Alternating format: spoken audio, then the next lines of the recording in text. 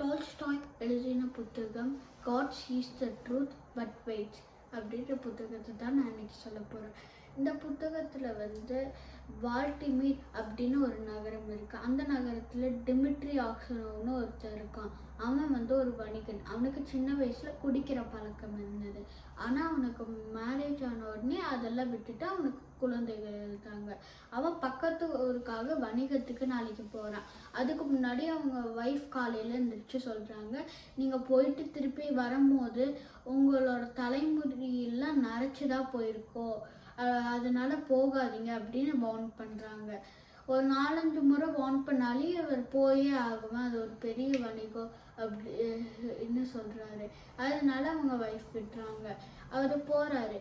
அது ஒரு லாங் பயணன்றதுனால கூட வந்த வணிகரோடு தூங்குறாரு. தூங்கின உடனே காலையில் எழுந்திரிச்சு அவர்கிட்ட சொல்லாமல் இவ பாட்டுக்கு கிளம்பி போயிடுறான். போன உடனே போலீஸ் அதிகாரிகள் இவனை விசாரிக்கிறாங்க.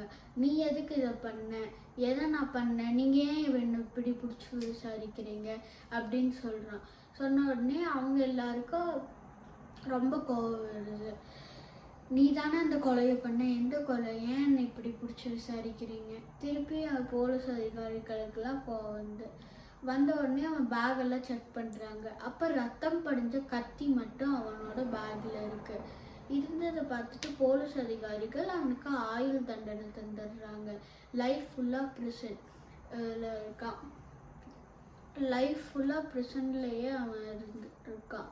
அவன் அங்கே செருப்பு தைக்கிறதையும் மைனிங்கோ கற்றுக்கிறான். அந்த மைனிங்லேயும் செருப்பு தைக்கிறதுலேயே அவனுக்கு கொஞ்சம் கொஞ்சம் காசு வருது. அந்த கொஞ்சம் காசை வச்சுட்டு ஒரு புத்தகத்தை வாங்குறான். அவங்க மனைவி எல்லாம் வராங்க. யார் யாருக்கோ மனுவெல்லாம் போடுறாங்க. ஆனால் அவனை வெளியே எடுக்க முடியறது இல்லை. அப்புறம் அவங்க ஒய்ஃப் அவனை அந்த கோலத்தில் கடைசியாக பார்த்துக்கிறாங்க. அப்புறம் அதுதான் அவனை கடைசியாக பார்க்கறது. இதுக்கு மேலே ஒய்ஃபும் வரமாட்டாங்க, யாரும் வரமாட்டாங்க, நம்மளுக்கு நம்மளே ஹெல்ப் பண்ணிக்கணும் அப்படின்னு சொல்லிட்டு அவருக்கு கடவுள் நம்பிக்கை மட்டும் இருந்தது. அதனால டெய்லி கடவுளை மட்டும் வணங்குறாரு. அப்புறம் அவர் இந்த ஞானிகளின் வாழ்க்கை அப்படின்னு செருப்பு தைக்கிறது மூலியமா வாங்கின புத்தகத்தை டெய்லி படிக்கிறாரு. அப்புறம் அதை படிச்சுட்டு அவர் ஒரு ஞானி மாதிரி வாழ்ந்துட்டு இருக்காரு. வாழ்ந்துட்டு இருக்கும்போது அவர் எல்லாரையும் இம்ப்ரெஸ் பண்றாரு. ஜெயிலில் இருக்கவங்களாம் இவன் எப்படி வந்திருப்பான், இவன் பார்க்கவே ஞானி மாதிரி இருக்கானே அப்படின்னு நினைக்கிறாங்க. அப்புறம் ஒரு வாலிப இளைஞன் வரான். அவன் வந்த உடனே என்ன ஆகுது, தாத்தா கிட்ட வரான். அவங்கெல்லாம் பேசிக்கிட்டு இருக்காங்க. அவர்கிட்ட போறா.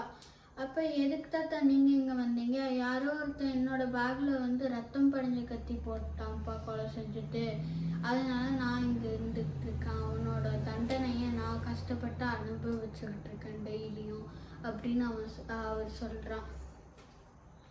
அந்த வாலிபனுக்கு தெரியுது அது நம்ம செஞ்ச கொலைதான்னு. ஆனால் அந்த தாத்தாக்கு அது தெரியறது இல்லை. அந்த தாத்தா யாருன்னா ஆக்சனோவ் தான். அவன் அவனுக்கு 64 இயர்ஸ்லாம் ஆயிடுது, 65 ஆயிடுது. அப்போ அவன் இப்படி வரான். வந்த உடனே அந்த வில்லேஜில் இருக்கவங்களெல்லாம் உனக்கு தெரியுமா? அப்பா தெரியுமே அப்படின்னு சொல்கிறான். என்னோட ஒய்ஃபும் குழந்தைங்களும் அங்கே இருக்காங்க, தெரியுமா உனக்கு? தெரியும். நீங்கள் ஏன் தாத்தா அவங்கள பற்றி எல்லாம் விசாரிக்கிறீங்க? ஏன்னா நான் தான் அவங்களோட ஹஸ்பண்ட் அப்படின்னு சொல்கிறேன்.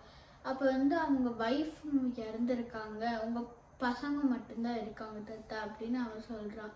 சொன்ன உடனே அது கேட்குறதுக்கு அது சந்தோஷமாக இருக்கு. ஆனால் அவங்கள வெளியே போயெல்லாம் பார்க்க முடியறது இல்லை.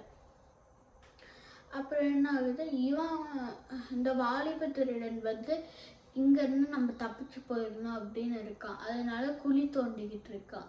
அப்போ இந்த தாத்தா அதை பார்த்துடுறாரு. பார்த்த உடனே அவருக்கு இதை சொன்னீங்கன்னா நான் உங்களையும் கொன்றுவேன் அப்படின்னு சொல்கிறான். சொன்ன உடனே அந்த தாத்தாவுக்கு அப்போ இவன் மேலே டவுட் வருது. இவன் தான் நம்ம இப்போ அனுபவிச்சுக்கிட்டு இருக்க தண்டனையே இவன் தான் பண்ணியிருக்கணும் அப்படின்னு சொல்லியிருக்கு அவரு நினைக்கிறாரு. அந்த பையன் வந்து இதை எப்படி இவருக்கு இவ்வளோ பெரிய மனசு இருக்கு, நான் தான் இவர் பண்ணியிருக்கேன், ஆனால் இவர் சொல்லாமையும் இருக்காரு, நம்மளுக்கு ஹெல்ப்பும் பண்ணுறாரு அப்படின்னு அவனுக்கு இருக்கு. அவனுக்கு அந்த குற்ற உணர்ச்சி அவனை உறுத்திக்கிட்டே இருக்கு. அதனால அந்த தாத்தா கிட்ட போயிட்டு அவ வந்து சொல்கிறான், இதை நான் தான் பண்ணேன் அப்படின்னு. இப்போ நீ வந்து பண்ணுற அப்படின்னு சொல்லிட்டேன்னா எல்லாம் மாறி போயிடுமா? ஏற்கனவே என் வாழ்க்கை முடிச்சு இங்கேயே நான் அனுபவிச்சிட்டேன், இதுக்கு மேலே வெளியே போனாலையும் ஒன்றும் இல்லை எனக்கு அப்படின்னு சொல்கிறாங்க. என்னோட மன்னிப்பை மட்டும் நீங்கள் ஏற்றுக்கோங்க, கடவுள் மேலே ஆணையாக சொல்லுங்க அப்படின்னு சொல்கிறான். அது தாத்தா எதுவும் சொல்கிறதே இல்லை. அப்புறம் வந்து என்ன ஆகுது, ஏன் வந்து அதை நான் தான் பண்ணேன்னு எவ்வளோ ஒத்துக்கிட்டாலே அவர் ஏற்றுக்கிறது இல்லை. கத்தியை வந்து கண்டுபிடிக்காத வரைக்கும் நான் தான் திருடுன்ற மாதிரியும், அப்புறம் அந்த கத்தியை கண்டுபிடிச்ச உடனே நீ தான் திருட அப்படின்னு நீயே வந்து அக்செப்ட் பண்ணிக்கிற, அப்படி தான் நீ இருக்கு நீ சொல்கிறதெல்லாம் அப்படின்னு தாத்தா சொல்கிறாரு. அப்போ அவனுக்கு இன்னும் மனசெல்லாம் உதிர்த்துது. அப்போ போலீஸ் அதிகாரிகள்கிட்ட இப்போ போய் அவனே ஒத்துக்கிறான். ஆனால் அவங்க வந்து பார்க்கறதுக்குள்ள டிமிட்ரி இறந்துடுறான். வணக்கம்.